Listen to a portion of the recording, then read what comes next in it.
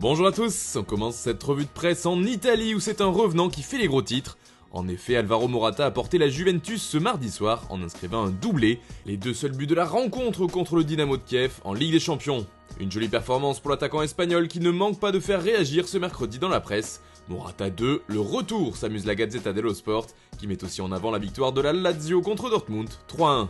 Mais c'est bien le sauveur de la Juventus qui fait la une, comme ici avec le Corriere dello Sport, qui n'y va pas par quatre chemins. Alvaro fait le Cristiano, affirme le quotidien transalpin.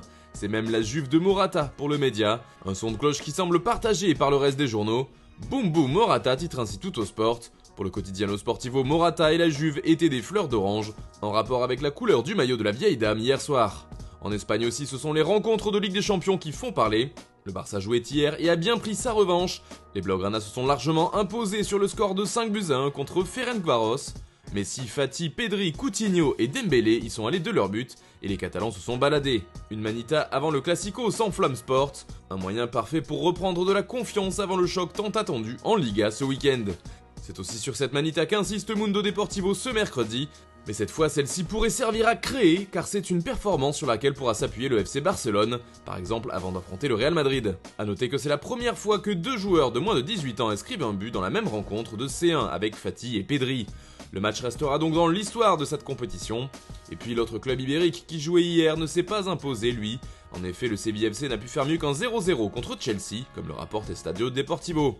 Toujours en Espagne, le Real Madrid et l'Atlético de Madrid jouent ce soir leur match de LDC.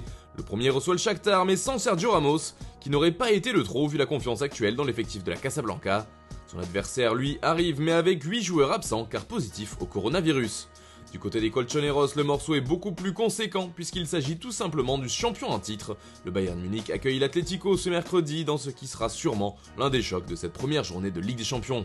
Pour Marca, les deux équipes arrivent avec l'envie de retrouver cette C1 et surtout une fin de Champions.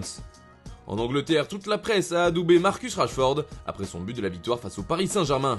L'attaquant de Manchester United a marqué le but du 2-1 dans les dernières minutes de la rencontre et il est de nouveau le prince de Paris pour The Times.